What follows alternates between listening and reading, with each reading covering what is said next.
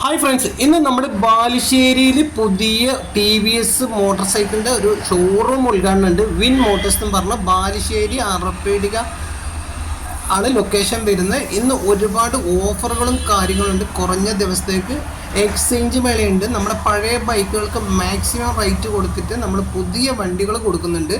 അപ്പോൾ ആരും ഈ ഓഫർ എന്താക്കണ്ട, കളയണ്ട.